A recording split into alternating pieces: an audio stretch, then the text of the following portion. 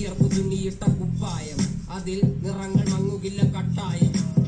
കിനാവ് കൊണ്ട് കെട്ടും കൊട്ടാരം, അതിൽ മന്ത്രി നമ്മൾ തന്നെ രാജാവും. ചെറിയ ഭൂമിയല്ല വിധിച്ചത് നമുക്ക്. നാളെയാണ് നാളെ ഒന്നെടുക്കൂ കോടികൾ നേടും. നാളെയാണ് നാളെ ഒന്നെടുക്കൂ കോടികൾ നേടും. എന്ത് കോടിയാ മറിയാമ്മ ചേട്ടത്തി? നീ വിചാരിക്കണ കോടിയല്ല, പുതുപുത്തൻ കോടി, ഗാന്ധി കോടിയാ. ഗാന്ധി കോടി, അതൊരു ഭയങ്കര കോടിയാ. ഹലോ സാബ്. ഹലോ. വിശേഷങ്ങൾ?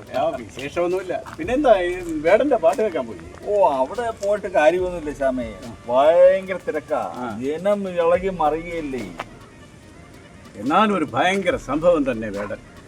ഓ, എന്ത് ചങ്കൂറ്റമാ പയ്യന് പാടുന്നതോ, കടിച്ചാൽ പൊട്ടാത്ത വാക്കുകൾ.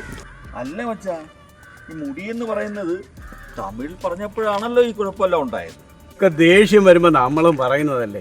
ഞാൻ എത്ര പറഞ്ഞിരിക്കുന്നു. ചില തമ്പുരാക്കന്മാർക്ക് അത് സഹിക്കൂ. ദലിതന്റെ വാക്കല്ലേ, മാനം പോയില്ലേ.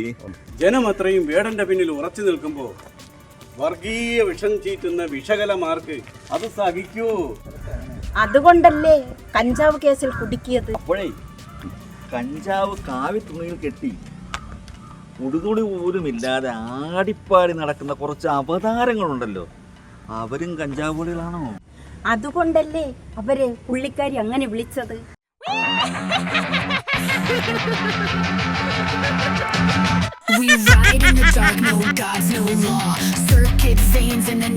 പേടിക്കണ്ട പേടിക്കണ്ട, അതൊരു കാട്ടറബിയ. വേടന്റെ പാട്ട് കേട്ട് ഭ്രാന്തളകിയ അങ്ങ് സൗദി അറേബ്യയിൽ നിന്ന് കുറ്റിയും പറിച്ച് നമ്മുടെ നാട്ടിലേക്ക് എത്തിയേക്കാം. വേടനെ കെട്ടണം എന്നാണ് അവളുടെ നിർബന്ധം. എനിക്കൊന്നും മനസ്സിലാകുന്നില്ലല്ലോ, ഒന്ന് വ്യക്തമാക്കാമോ? എല്ലാം മനസ്സിലാക്കി തരാം. ഇവിടെ വന്ന് എന്നോടാണ് വഴി ചോദിച്ചത്. ഞാൻ പറഞ്ഞു നേരെ തൃശ്ശൂർക്ക് വിട്ടു. അവിടെ ചെന്നപ്പോൾ വേടന്റെ പരിപാടി നടക്കും. അവിടെ ചെന്ന് വലിഞ്ഞു കയറി ആൾക്കാരെല്ലാം കൂടി ചവിട്ടിക്കൊന്നു.